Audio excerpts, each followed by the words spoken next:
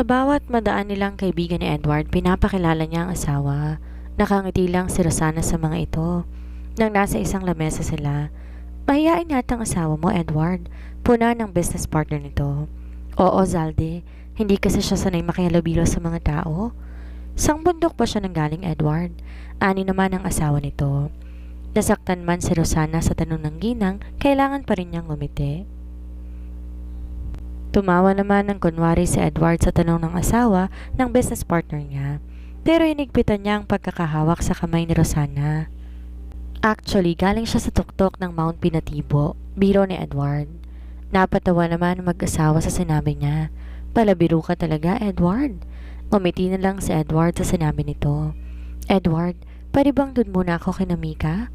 Tiningnan muna ni Edward ang asawa at nakikita niya ang pagiging uneasy nito sa harapan nila. Sige, sweetheart, sundan lang kita mamaya sa kanila. Lumukso ang puso ni Rosana sa pagtawag ng asawa sa kanya ng sweetheart. At naparitig siya rito and she seen a spark to his eyes that he is telling is not a lie. Dalangin niya na sana nga totoo ito. Maiwan ko muna kayo. Paalam niya sa mga ito. Sure, Miss Trinidad, no problem. Sagot naman nila. Bago binitawan ni Edward ang kamay ng asawa, inangat niya to at saka hinalikan. Ramdam naman niya ang nadarama nito sa kanyang ginawa. Hindi niya maintindihan ang sarili bakit ginagawa niya ito. At may pa-sweetheart pa siyang nalalaman. Hindi maintindihan ni Rosana bakit to ginagawa ng asawa. Siguro pakitang tao lang sa isip niya. But his husband did to her. Nagbigay sa kanya ng kilabot sa buong katawan para kasing merong kuryente ang labi nito. Go, sweetheart. Nang bitawan na ni Edward ang kamay ng asawa matapos salikan. Tila ba gusto ni Rosanang tumakbo para makarating siya kaagad kina Mika. Sa bawat madaanan niyang bisita, giningitian na lamang niya. Nang makalapit na siya kina Mika, kaagad namang nagtanong ito, O Rosana, bakit iniwan mo si Edward? Hindi naman niya ako kailangan doon, Mika. Bakit mo naman nasabi yan, Rosana? Ani naman niya siya. Nararamdaman ko at napapahiya lang si Edward kapag kakasama niya ako. Hindi yan totoo, Rosana. Kung ako ang kasama mo, I will be proud kasi maganda ka. At nararamdaman kong hindi ka lang maganda ang palabas mong anyo kundi pati na rin ang loob mo. For me, that's perfect. Ani naman ni Al. Thank you. Mangiting ani Rosana. Mabuti pa si Al, alam ang sinasabi, ang asawa, na alam na siya ay malinis wala man lang amor sa kanya. Amor ba? Ngayon lang meron dahil sa maraming tao na kaibigan? Paano pagtapos na ito, balik sa dati ang lahat, masungit ito sa kanya? Lalo kang gumaganda kapag nakangiti ka, Rosana, puri ni Al. Ahem, bro, crush mo yata si Rosana, biro naman ni Perry. Masama ba kung crush ko siya, bro? Prangka nitong tugon. Namula naman si Rosana sa sinabi nito. Bro, oo ang sagot kasi asawa siya ni Edward. You think so, bro? Alam naman natin ang totoo, hindi ba? Nakikinig lang naman si Rosana, Mika at Yesa sa dalawa. Tama ng usapang to, baka saan pa mapunta? Let's drink na lang, ani Perry. Rosana, gusto mong uminom ng wine? Alok ni Al. Naku, hindi Al, hindi ako umiinom ng alak. Oh, come on, Rosana, just red wine. Mika, kumbinsin mo naman siya na uminom kahit one shot lang. Oo nga naman, Rosana, try it lang. Sang-ayon naman ni Mika. At pangpalakas ng loob, malay mo kaya mong tapatan mamayang asawa mo. Ngumiti ito ng may pagkapilya. Panay naman ang tingin ni Edward sa kinaroroonan ni Rosana. Sige, pero konti lang ha? Oh yeah, wait, kukuha ko. Ikaw Yasa, anong gusto mo? White wine? Red wine? Brandy? Red wine please. How about you, Mika? Anything, I drink naman. Okay bro, I want what you want. Anito sa kaibigan. Tumanguto at umalis na si Al, nagtungo sa bar area. Di naman mapakali si Edward habang nakikipag-usap sa mga bisita niya. Bumalik naman na kaagad si Al sa kinaroroonan nila Rosana. Pagkababa sa alak na dala, sinalina ng mga kopita isa-isa. Rosana, this is for you. Nakangiting kinuha naman ni Rosana ito. Nakadama naman ng panibugo si Edward para sa kaibigan niyang si Al dahil sa pag-aasikaso nito kay Rosana. Inamoy-amoy naman ni Rosana ang red wine sa kopita niya. Slowly drink, Rosana. Lasahan mo muna to, turo ni Mika. Ginawa naman to ni Rosana ng malasahan, napangiwi siya. Ang pakla naman ng lasa. Napatawa naman ng apat sa reaksyon niya. Try more, Rosana. Habang tumagal na nilalasahan mo ito, lalong sumasarap. Trust us. Ani naman Yesa. Di naman na nakatiis si Edward. Nagpaalam muna siya sa mga bisita niya. Everyone, kung nagugutom na kayo, you can eat now. The food is ready. At maiwan ko muna kayo. Nagtanguan naman ang mga ito. O ano, Rosana? Masarap, di ba? Oo, kanina iba yung panlasa ko. Ngayon para na lang kung kumakain ng ubas. Nang maubos niya ang laman ng kopita, sinalinan muli ito ni Al. Baka malasin ka niyan, sweetheart. Biglang wika ni Edward. Nakatingin naman si Rosana at Mika. Kumindat si Mika, ipinapahiwatig niya na sweetheart to, oh. Bro, red wine lang iniinom ng asawa mo. Hindi siya malalasing yan. Ani naman ni Al. Bro, kahit red wine pa yan. Pag napadami ang inom mo, you can be drunk. At isa pa, hindi siya sanay uminom kaya't madali siyang tatamaan. Bro, don't worry. Nasa bahay mo siya. Nandyan ka naman para lalayan siya, di ba? Don't be KJ, Edward. Nakadama ng pagkairita ng mga sandaling iyon si Edward para sa kaibigan. Kung pwede lang nasapukin ito, ginawa na niya. Let's eat muna guys. I'm hungry now. Pag-iiba ni Yesa. Sige, mauna ka na. Yesa, tatapusin lang namin ang laman ng mga basa namin. Sagot naman ni Perry. Ladies, anong gusto niyong kainin? Ikukuha ko kayo. Presenta ni Al. Anything for me. Sagot ni Mika. How about you, Rosana? Tanong muli ni Al. Al, si Edward nang kukuha para kay Rosana. Ani Yesa. Yesa, parang di mo kilala si Edward. Hindi siya kumukuha ng pagkain ng mga nagiging woman niya, hindi ba? Sagot nito. Iba yon, Al. Si Rosana, asawa niya. Ako nang kukuha ng sarili kong pagkain. Wika ni Rosana at baka magtalo pa ang dalawa. Okay, let's go. Ani Al. Hahakbang na sana si Rosana nang magsalita si Edward. Stay here. I get for you. Pigil niya. Nagkatingin na naman ng magkakaibigan dahil sa sinabi niya. Wag na, ako na lang. Tanggi niya, syempre. Nabana si Edward sa pagtanggi ng asawa. Gusto niyang sabihin sa asawa na gusto mo lang makasama si Al kaya ayaw mong ikuha kita. I said I'll take for you, sweetheart. Malambing niyang sabi at naglakad na patungo sa mga pagkain. Napangiti naman si Mika. Rosana, I told you na magic si Edward sa taglay mong ganda at kaseksihan. Bulong ni Mika. Mika, paano kung ang magic na yan mamaya wala ng bisa? Balik sa dati siya. Well, don't let the magic gone, Rosana. You know what I mean. Papaano? Nasa sayo na yan kung paano, Rosana. Use your heart and your soul. Salamat, Mika. Niyakap niya.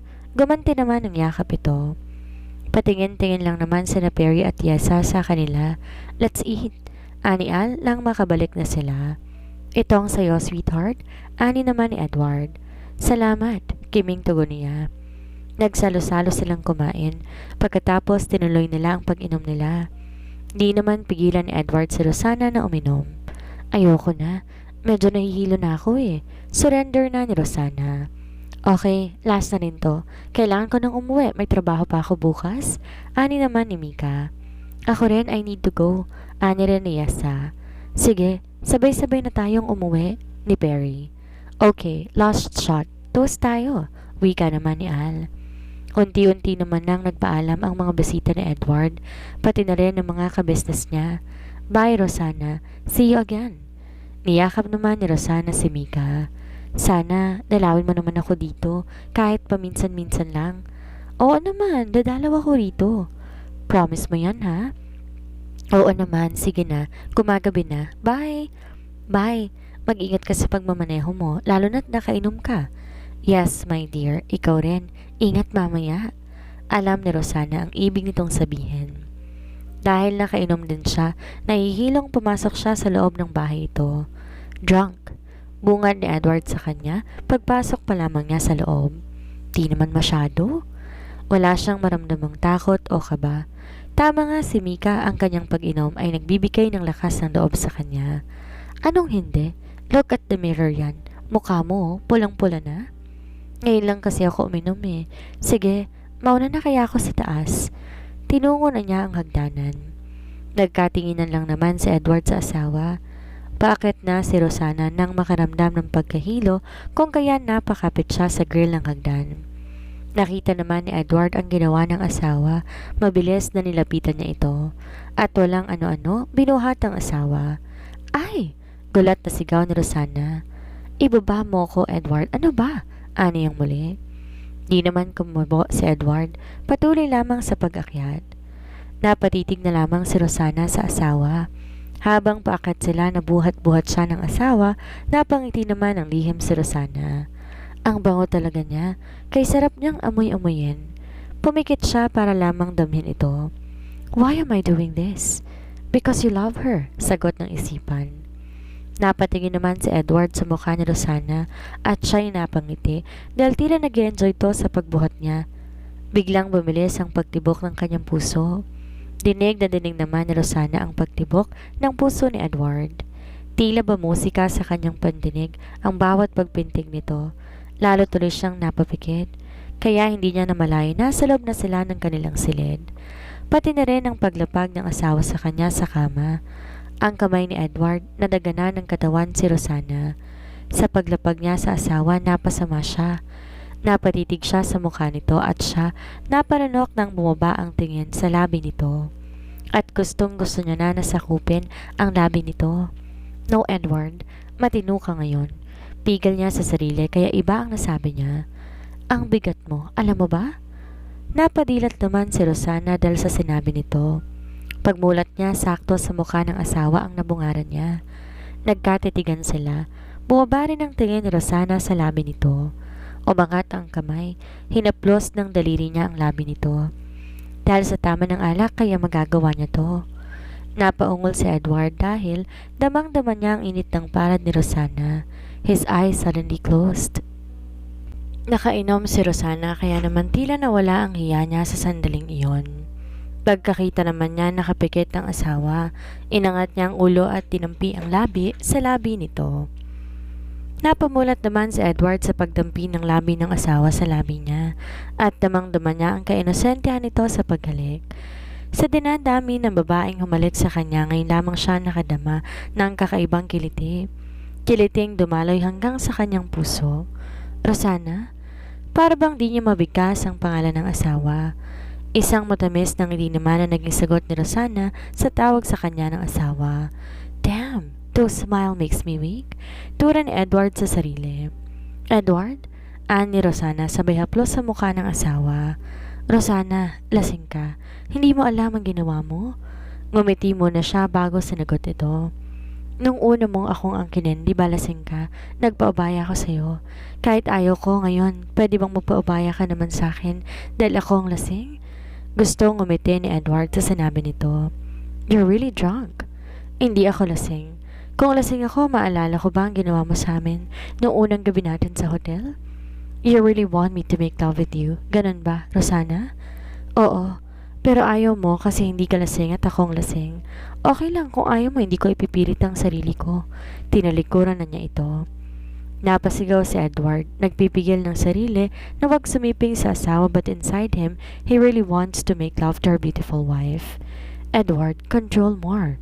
Pero nanaig ang init ng katawan niya lalo pa at nakalatag ang katawan ng asawa sa harapan niya.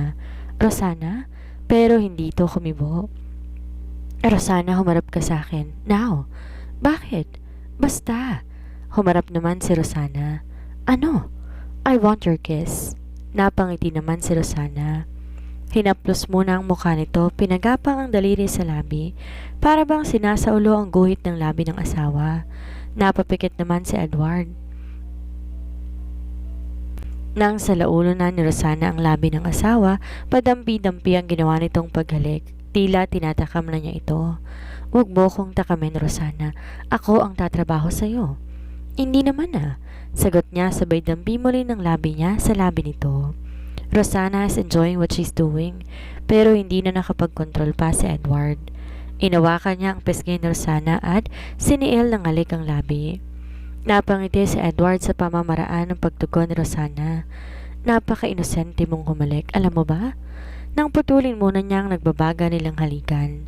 Wala kasi akong alam dahil ikaw pa lamang nakakahalik sa akin. Well, I will teach you kung paanong humalik ng tama. Deal. At muling sinakop ni Edward ang labi ng asawa sa bawat galaw ng labi niya.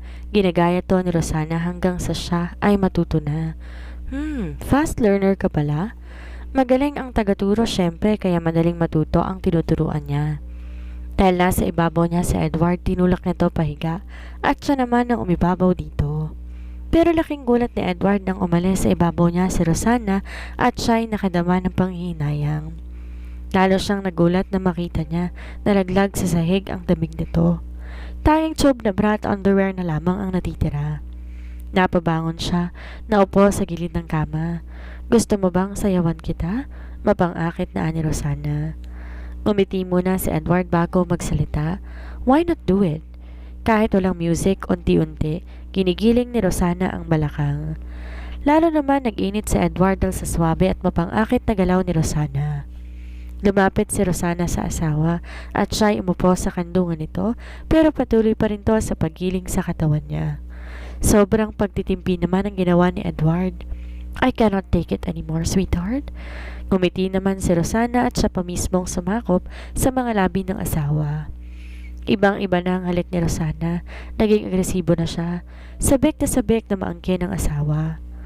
Gumapa ang kamay ni Edward sa likod ni Rosana para tanggalin ang sagabal na nakatakip sa hinaharap nito. Pinahiga niya ang asawa at bago siya umibabaw, naghubad muna siya. Naroon ang pagkasabik ni Rosana na masilayan ang pag-aari ng asawa. Di nagtagal na silayan na nga niya ito. Napakagatlabi siya. Her eyes is satisfied with what she's seeing. Ginawa naman lahat ni Edward ang lahat para mapaligaya ang asawa. Pero ungol ang narinig niya dito. Ngayon lamang niya narinig at tila musika sa pandinig ang bawat huni na lumalabas sa asawa. Kaya naman lalo niyang pinagigihan ang ginagawa. They dance together sa awitin na sila lamang nakakarinig. We rest for a while para mamaya may lakas na naman tayo. Pilyong-pilyo ang kanyang ngiti. Siniksik ni Rosana ang mukha sa dibdib ng asawa. Sa unang pagkakataon, isang totoong ngiti ang sumilay sa labi na ni Edward and he kissed his wife's forehead. That night, again and again, dinadama nila ang pag-ibig na sumibol sa kanilang puso. Maagang nagising si Edward. Kinabukasan napangiti siya dahil nakasiksik sa kanyang dibdib ang asawa habang siya namay nakayakap dito. Ngayon lang ako nakadama ng ganito kasaya sa buhay ko. Mahal ko si Sherry. Masaya ako kapag kasama ko siya pero mas masaya ako ngayon. Di man kita kilala, alam ko naman, mabuti kang tao. Pasasalamat ko pa dahil sa ginawa niyang pag-iwan sa akin dahil ikaw ang kapalit sa kanyang ginawa. Nasabi niya sa sarili habang nakatitig sa asawa. Nang gumalaw to, kaagad siyang pumikit at nagkunwaring tulog pa. Napamulat naman ng kaunti si Rosana nang alam niyang maliwanag na gising na ang diwa at kanyang iniangat ang ulo. Pinagmasdan ng asawang natutulog pa. Ang saya ko dahil hindi ka lasing nang angkinin mo ko. Sana maging okay ng lahat. Iniangat niya ang palad at tinaplos ang mukha ng asawa. Patuloy pa rin sa pagtulog-tulugan niya si Edward. Nang ipinasya ni Rosana na bumangon, nang ginintilan muna niya ng halik ang labi ng asawa bago siya tumayo. Para namang gustong hilahin ni Edward ang asawa kasi naman halik pa lamang nito, nag-init ng muli ang katawan. Pero hinayaan na lamang. Nagmulat siya nang marinig niyang nakapasok na sa banyo si Rosana. Sinalat ng kanyang labi na hinalikan siya nito at napangiti. Mamaya na ako babangon pag lumabas na siya sa silid. Masaya pala ang ganito. I feel so great. This is the life that I want. Nang bumukas ang pinto ng banyo tapos nang maligo si Rosana, muli nagtulog-tulugan si Edward. Tulog pa rin siya. Wala kasi siyang pasok sa trabaho niya ngayon. Wala siguro, sagot niya sa sariling tanong. Pasilip-silip naman ang mata ni Edward sa asawa. Napapanunok siya dahil kitang-kita niya ang bilugan ng mga hita nito. Damn, I want to grab her and make love again. Muling nilingon ni Rosana ito kung kaya't kunwaring gumalaw siya. Nang matapos siyang magbihis, dalang akala niya tulog pa ito dahil hindi pa rin natitinag si Edward na nakahiga, ipinasya niyang lumabas na. Pagkasarado ng pinto, dali-dali nang bumangon si Edward at patakbong pumasok sa loob ng banyo at kaagad na tumapat sa shower. Sumigaw siya dahil nakaramdam siya ng init ng katawan kanina habang nakasilip siya sa asawa. Tumuloy naman si Rosana sa kusina at nadatan niya si Manang Nena na naghahanda ng kanilang almusal. Magandang umaga sa'yo, Rosana. Bati ni Manang Nena nang makita niyang pumasok ito. Magandang umaga din sa'yo, Manang. May ngiting bati rin niya. Ngumiti naman ang ginang sa kanya. Manang, tulungan na kitang maghanda. Ano po bang ginawa mo ngayon?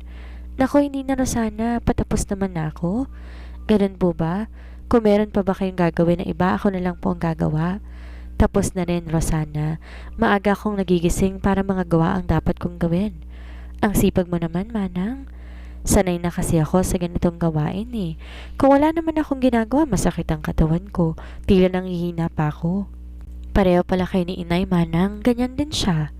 Sa pagbanggit niya sa kanyang ina, nakadama ng pagkalungkot si Rosana, pero hindi niya ipinahahalata sa kaharap. Dahil palaging nakangiti si Rosana, napansin to ni Manang Nena. Ang ganda ng aura mo ngayon, Rosana. Maaliwalas ang iyong mukha. Alam ko kung bakit ganyan ka. Ho? Anong alam mo, Manang? Sabi nila pag ang isang babae, lalo na pag may asawa, at masaya pagkagising niya sa umaga, nadiligan ito. Manang? Ani Rosana at biglang namula ang kanyang pisngi. Asos, huwag ka nang mag-deny pa, Rosana. Naranasan ko na rin yan. Lalo noong bagong kasal kami ni Ambo. Tuwing napapa, oo. Ako sa gabi, sigurado may ngiti ako kinabukasan. May kilig na anito. Napatawa naman si Rosana sa ginawa nito. Manang sa ngayon at o ka pa ba? Aba, ay matanda na kami, Rosana, at may rayuman na si Ambu ko. Kahit gusto kong mapasigaw ng ganun, wala na. At isa pa, tuyot na aning matres ko. Oh, ano naman niyang naririnig ko, Nena? Napasali ang pangalan ko? Di nila namalayo ng pagpasok ni Mang Ambo. Ha? Wala, Ambo. Nagkukwentuhan lang kami ni Rosana. Kala ko kung ano na. Di ka pa ba tapos dyan? Gutom na ako. Tapos na ako. Sige na, Rosana, doon ka na sa may swimming pool. Ito na lang huling niluluto kung kulang. Manang, wala bang pasok sa Edward kapag ganitong Biyernes? Meron, Rosana. Kahit Sabado o Linggo, basta may tumawag sa kanyang kabisnes niya, magtatrabaho siya. Ang sipag pala niya, Manang. Ang sabihin mo, workaholic yung asawa mo. Sana bawasan na to dahil nariyan ka na. Manang, kagaya nga ng sabi mo, kung nasanay ng katawan natin sa trabaho at bigla mo tong binawasan, baka manghina siya. Aba, ay anong ginawa mo, Rosana? Di palakasin mo, bigyan mo ng energy. May ngiting anito. Si Manang talaga, oh. Hala, sige na, Rosana, doon ka na. Tatawagin ko na si Sir Edward, pakidala na lamang itong kanin. Tulog pa po yata siya, Manang. Pinagod mo ba siya kagabi, ha, Rosana? Nanunuksong anito. Manang naman, nahihiya tuloy siya. Totoo naman kasi. Napatawa naman ang ginang sa reaksyon ni Rosana. Tingnan ko pa rin kung tulog pa. Mauna ka nang mag-almusal. Nauna naman na si Rosana sa may swimming pool. Paglabas ng ginang sa kusina, tama namang pagbaba na si Edward at bihis na to. Magandang umaga, sir. Mabuti naman at bumaba ka na. Tatawagin sana kita para mag-almusal ka. Papasok ka ba sa opisina mo ngayon? Oo, Manang. Kailangan. Marami akong pipirmang papeles ngayon eh. O sige na. Nasa swimming pool na si Rosana. Sabay naman na silang nagtungo sa may swimming pool. Good morning. Bati ni Edward kay Rosana. Good morning too. May kaba na bati rin niya. Kain na, yaya ni Edward. Gaya pa rin ng dati, wala silang imikan habang kumakain. Patingin-tingin lamang sila sa isa't isa. Mabilis namang natapos kumain si Edward at kaagad nang tumayo. Sige, aalis na ako. Manang kumain na kayo, sabayan ninyo si Rosana. Rosana na lang, kagabi may pa-sweetheart pa siyang nalalaman. Sabi ko, nabalik na ulit kami sa dati eh. Oh sir, ang bilis mo naman kumain. May meeting kasi ako importante ngayon eh, pero sige, aalis na ako. Napatingin siya sa asawa. Gusto niyang lapitan to pahalikan bago siya umalis, pero nagpigil siyang gawin ito at walang paalam na umalis na. Nadismaya naman si Rosana sa ginawa nito. Akala ko okay na kami. Nawalan tuloy siya ng ganang kumain, kaya agad na rin siyang tumayo. Oh, tapos ka na rin, Rosana? Opo, may lungkot na sagot niya. Nagkatingin na naman ang mag-asawa dahil dama nila ang lungkot sa tinig ni Rosana.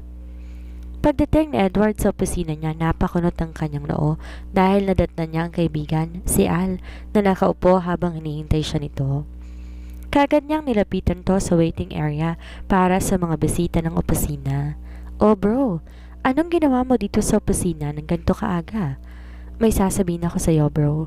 Mukhang importante dahil dinayo mo pa talaga ako rito. Well, sa akin importanteng sasabihin ko sa'yo.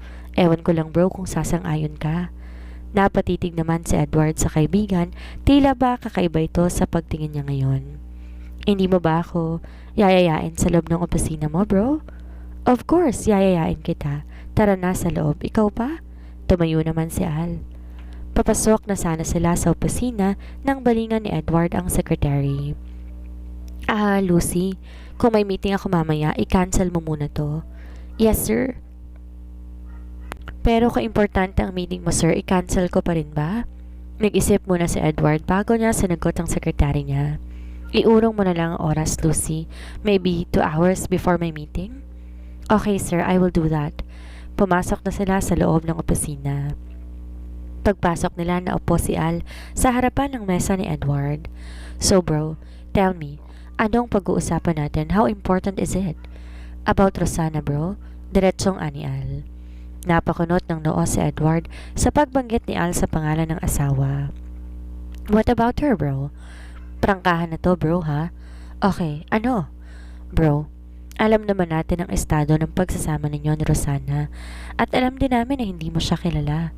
Bro, ang sabi mo prangkahan, diretsahin mo ko.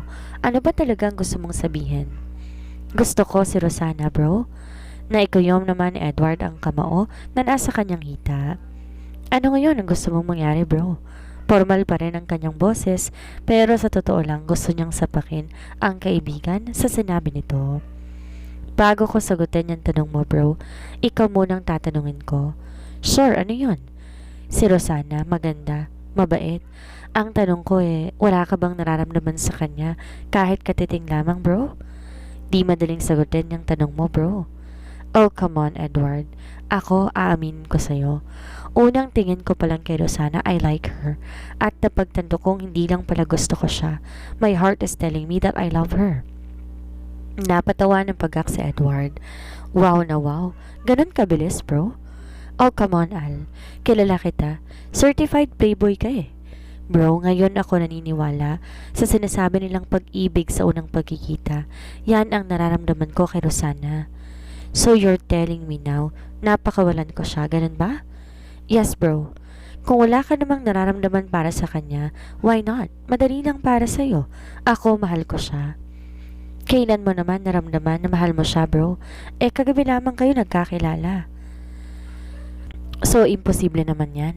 I woke up this morning. Siya kagad ang hinahanap ko. Gusto ko siyang makita sa madaling salita. I miss her. Edward, love always finds a way para magmahal. Kung sabihin ko kayo na hindi ko siya pakakawalan dahil hindi pa ako tapos sa kanya, ano bang gusto mong gawin sa kanya bro? Ang saktan siya sa ginawa nila sa'yo? Bro, kung yan ang plano mo sa kanya, please let her go. She don't deserve your revenge. Alam mo, mabuti siyang babae. Al, ikaw ba yan? Kung sa'yo nangyaring ginawa sa akin, kung ano ang nararamdaman ko, ganun ka rin. Bro, sabi nga nila, we are in the same head. Pero iba't iba ang laman ng ating utak. Ako, maybe no. Hindi ko gagawin ang ginawa mo na. Hindi nakaimek si Edward. Napatitig siya sa kaibigan. Nakikita niyang seryoso ito. Bro, kung sasaktan mo lang siya, give her to me. Dahil mamahalin ko siya ng tapat. Kung sabihin ko sa'yo na may nangyari na sa amin, do you still love her? Yes bro. Diretsong sagot nito. You're crazy. O mas tamang sabihin gago. Sabihin mo na kung anong gusto mo. Isa lang ang masasabi ko Edward, divorce her, then I will marry her. Nagkatitigan silang dalawa, tila inaarok nila ang kanilang nadarama. Hindi mo pa sinasagot ang tanong ko bro. Kahit konti ba wala kang nararamdaman para kay Rosana? Isa lang ang masasabi ko sa'yo, bro. I don't let her go. Magsasama kami kahit wala yung pag-ibig na yan. Makasarili ka, bro. Okay. Pero itong tatandaan mo, liligawan ko siya. Kahit nariyan ka pa, okay lang ba sa'yo? Gawin mo, bro. Kung sasagutin ka niya, I will give up. Papalayain ko siya. Deal. I know yun naman eh. May isang salita ka? Sige, bro. Aalis na ako. Sabay tayo na rin. Sige, bro. Nang lumabas na sa kanyang opisinang kaibigan, di tuloy siya mapakali. Pakalakad-lakad siya at nag-iisip. No! Hindi ako papayag na mapasayo si Rosana Al. No! Mariing aniya sa sarili. Wala tuloy siyang ganang magtrabaho sa umagang yun. Tila naiisip niya na baka pinuntahan na ng kaibigan si Rosana. Kaya naman, kinuha niya ang cellphone at tumawag sa bahay nila. Nang tumunog naman ang telephone sa bahay, dali-dali itong sinagot ni Manang Nena. Hello, sino to? Hello, Manang Nena, si Edward to. Oh sir, bakit napatawag ka? Manang, anong ginagawa ni Rosana? Nasa kwarto ninyo siya. Bakit, sir? Gusto mo siyang makausap? Tatawagin ko? Wag na, Manang. Teka, wala bang pumunta dyan? Wala naman. Sino bang pupunta dito, sir? Wala naman, Manang. Naitanong ko lang. Wala naman, sir. Manang. Pakisabi kay Rosana na gusto kong siya magluto ng tanghalian. Uuwi ako para mananghali dyan. Sir, ako na lang magluluto. Siya, Manang. Total wala naman siyang ginawa. Yung mga ibang gawain mo, Manang, gawin mo. Dain na utos niya. O sige, sir. Sasabihin ko yun sa kanya. Anong gusto mong ulamin, sir? Kahit ano, basta siya ang magluto. Sige na, Manang, dahil may gagawin pa ako. Agad na nitong ini-off ang cellphone. Napangiti siya dahil hindi nagpunta ang kaibigan niya. Kagad naman umakyat si Manang Nena para sabihin kay Rosana ang bili ni Edward. Rosana? Sabay katok sa pinto. Sandali lang po, Manang. Kagad na bumangon sa kama at tinungo na ang pinto. Bakit po, Manang? May papagawa ka ba? Ako wala, pero ang asawa mo meron. Ho? Ano po yung pinapagawa niya, Manang? Nag-request lang naman siya na ipagluto mo siya ng pananghalian. Kaya halika na sa kusina at mamaya narito na siya. Na-excite naman si Rosana sa sinabi nito, kaya naman dali-dali siyang sumama pababa. Manang, ano bang sinabi niyang ulamin? Ang sabi niya, bahala ka kung anong iluluto mo. Ganun po ba? Sige po, ako nang bahala, Manang. Masaya naman habang nagluluto si Rosana. Pangiti-ngiti pa siya habang naghahanda ng ilang mga sangkap na gagamitin. Mabuti na lamang, alam niya ang pagluluto nung nasa restaurant siya. Pasilip-silip siya sa kusina at minsan, tinitingnan kung paano magluto ang mga kusinero. Lumipas ang isang oras, tapos na siyang magluto ng 3 putahe. Ang bilis mong gumalaw, Rosana. Tapos ka na kaagad sa pagluluto mo? Sanay na po kasi ako sa gawaing kusina, Manang. O sige, maligo ka kasi amoy ulam ka. Ako nang bahalang maghanda dito pagdating ni Edward. Mabango ka na. Komendat pa ito. Hindi naman nawala ang matamis ng ngiti sa labi ni Rosana. Sige po, Manang. Kaagad na siyang umakyat para maligo. Mabilisan lang ginawa niyang pagligo dahil naligo na siya kaninang umaga. Pagbaba niya, tama naman na may nag-doorbell. Pupunta na sana si Manang Nena para tingnan kung sino nag-doorbell ng pigilan to ni Rosana. Manang, ako na po. O sige, Rosana, baka si sir na yan, hindi na ipinasok pa ang kotse niya. Kagad naman tinungon Rosana ang maliit na gate. Nihanda niya ang matamis niyang ngiti para sa asawa. Pagbukas ng gate, nagulat siya na makita kung sinong nasa labas. Mika, Sherry? Kamusta ka na, Rosana? Tanong ni Sherry. Eto, okay lang. You look so good, Rosana. Hiyang na hiyang ka bilang asawa ni Edward, puna nito. Hindi naman. Yes, you are. Ang laki ng pinagbago mo. Ang ganda mo ngayon. Salamat. Wala naman imik si Mika dahil kahit siya nagulat na makita ang kaibigan. Sa sandaling yon, malapit na sa bahay niya si Edward nang makitang may tao sa labas ng gate. Inihinto muna nito ang kotse sa hindi kalayuan dito. Naikayom niya ang kamao na mapagsino kung sinong kausap ni Rosana. What the hell is she doing here? Kala ko ba nasa Hong Kong siya kasama ng lalaki niya? Hindi mo na sila lumapit. Pasensya ka na, Rosana, kung naparito kami. Ito kasing si Sherry, kinulit niya ako na gusto kanyang makita, kaya sinamahan ko na siya rito. Ngumiti si Rosana. Pasok muna kayo. Si Edward bang kailangan mo, Sherry? Wala pa siya pero parating na siya. Pasok muna tayo, Mika, kahit sandali lang. Sherry, wag na. Baka maabutan pa tayo dito ni Edward. Baka kung ano pang magawa niya sa'yo. You know naman, sobrang galit niya sa'yo eh. Don't be scared, Mika. Kilala ko si Edward. It does not hurt me. Ganon? Sige, tingnan natin, Sherry. Sukdulan yata ang galit niya sa'yo because of what you did. Nilawagan naman ni Rosana ang bukas ng gate para makapasok na ang dalawa. Agad naman inabante ni Edward ang kotse niya, sabay bosina pa niya na makita niyang papasok na ang dalawa sa loob. Napahinto sa pagkakbang sina Sherry at Mika nang may bumusina at tumintong kotse sa tapat nila. Kinabahan naman si Rosana dahil ang asawa na ito. Kaagad namang lumabas ng kotse niya si Edward. Stay here. Don't go inside my house. May diing sabi niya sa dalawa. Edward? Ani Sherry sabay lapit niya dito upang yakapin sana ito, pero hindi niya nagawang yakapin dahil hinawakan nito ang kamay niya. Meron ka palang mukhang iyaharap sa akin pagkatapos ng ginawa mo? Bumalik ka kung saan ka nagpunta, ang kapal din ng pagmumukha mo. Patulak na binitawan niya ang dalaga. Muntik na naman matumba si Sherry, mabuti na lang nahawakan siya ni Mika. Get out of here now, dahil ayoko nakikita ka and don't ever come back again or else? Na ikayom ni Edward ang kamao. Nakikinig lang naman si Rosana sa usapan ng dalawa at kitang-kita niyang galit sa mata ng asawa. Edward, I'm sorry, patawarin mo ko. Napaluha ito. Sorry, okay fine. You're sorry, it's acceptable. Now umalis na kayo. Pinapatawad mo na ako sa nagawa ko, Edward? Yes, pero yung ginawa mo sa akin forever, here in my heart. Ano pang hinihintay niyo? Go! Nagtitimpi pa rin siyang hindi masigawan ito. Gusto nang saktan ni Edward sa Sherry pero nasa isip niya pa rin na minsan din niyang minahal ito. Sherry, tara na. Ano naman ni Mika? Wala namang nagawa ito kung hindi umalis na.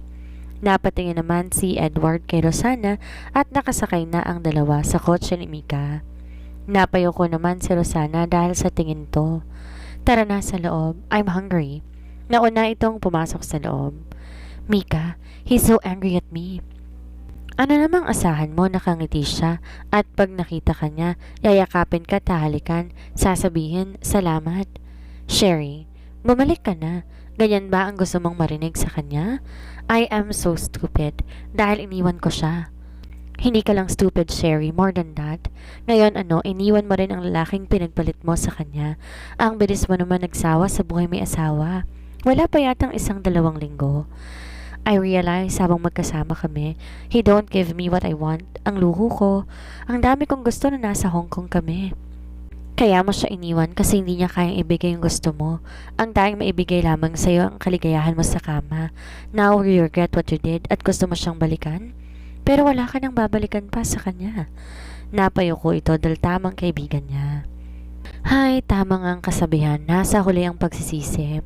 Akala ko ba mabubuhay ka at sapat na ang pagmamahalan ninyong dalawa. Kaya nga iniwan mo si Edward dahil sa pagmamahal na yan eh. Akala ko nga, Mika.